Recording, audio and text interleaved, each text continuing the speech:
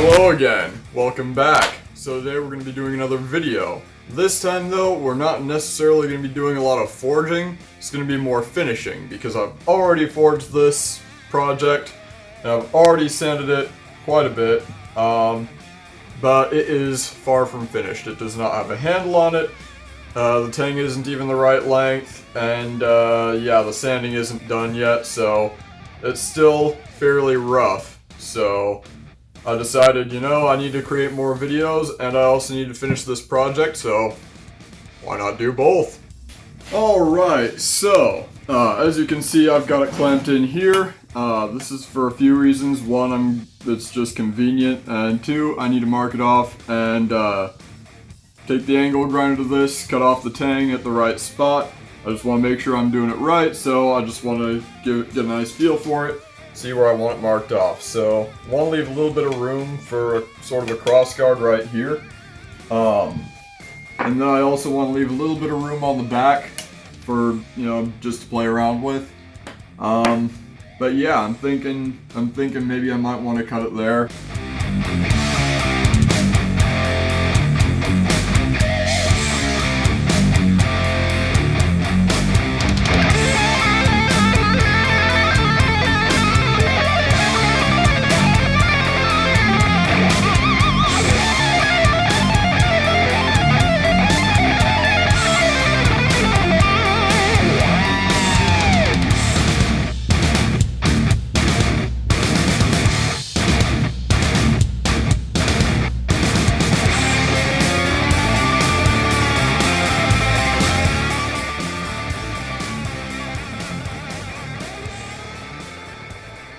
Alright, now that that's done, now the back cut off, it's a much more manageable size, the back looks nice and spiffy, and I also have a piece for the cross guard.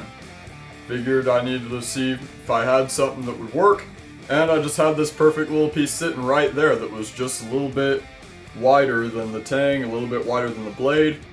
It's going to work perfect, so I'm really happy about that. I might forge it down to a different, more helpful size.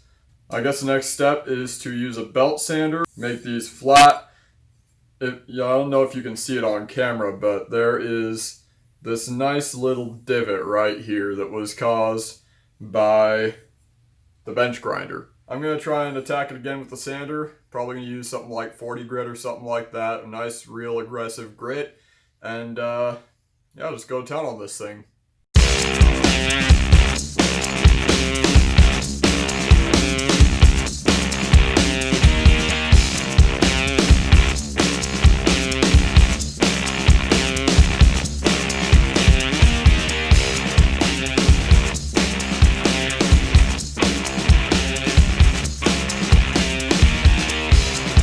Alright, so it was a little while later, and I just finished with the 50 grit. As it turns out, I couldn't find 40 grit, but 50 grit seems to have worked out pretty well.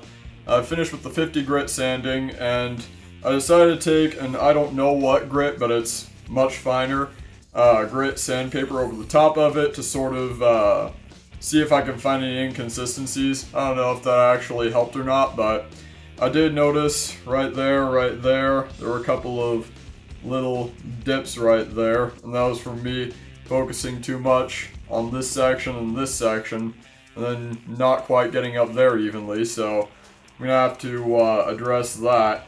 On this side though, it seems like I did pretty well. There might be a little issue there, although I can't even feel it barely. There's a dip there, although again it's only found in the grind marks. And then there's a pretty noticeable dip right there. I'm thinking I might want to sand those all out, but I think I'm going to do that with some 80 grit. So with that, I guess it's time to get to work.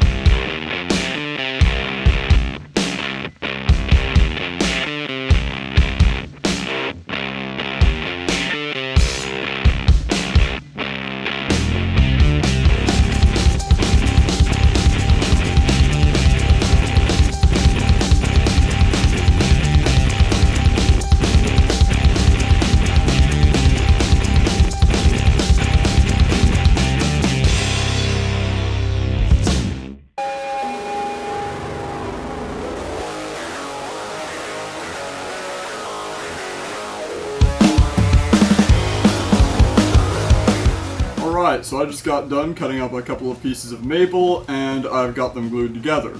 Now you're probably wondering why I've got 6 sections of maple here. Well, this actually started off as 2 sections of 3 bits of maple glued together for a different project. I just decided to glue a couple of them together like this, and just have the number of layers increase, so I get this nice sort of layered grain pattern. In the meantime though, I have been doing a bit of hand sanding on this here blade, and it has been going really well. I'm actually really excited about how it turned out. Apparently it's really sharp, according to my finger here. It's pretty sharp. Accidental slip while hand sanding. Be careful, by the way. Sometimes it can kind of get out of hand. Wow, fun. I'm thinking about giving this a 2000 grit finish. I don't know.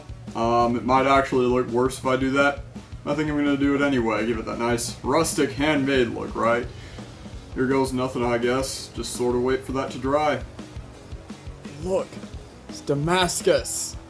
Nah, just kidding. This is just oil from the wet dry sanding process. I only wish it was Damascus. Alright, so it is several hours later now, and it's structural. So, I'm going to sand this down to a rough shape. Yeah, I'm going to sand it down to a rough shape. I'm going to see about drilling a hole in which this can fit. We'll see how that goes. I'm not too confident in my ability to do that, but I'll never know until I try, so here goes nothing.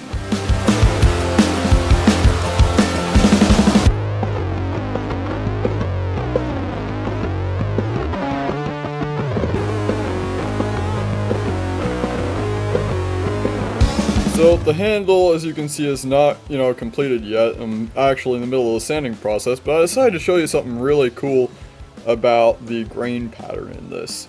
Because of the way that it was structured before in just the 3 sections, the grain had this really nice looking pattern to it where it just sort of went in these different directions.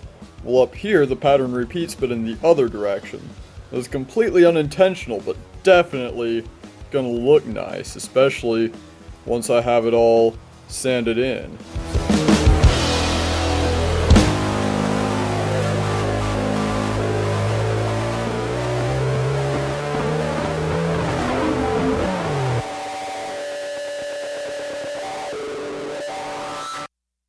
Alright, ladies and gents, well, I have done a lot of sanding, but I think that today I'm going to have to call it quits for today's episode, because we are starting to get a little bit long on time here.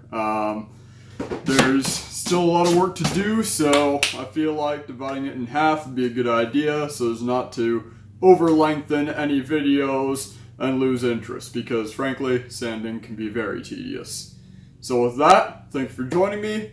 Have a great day.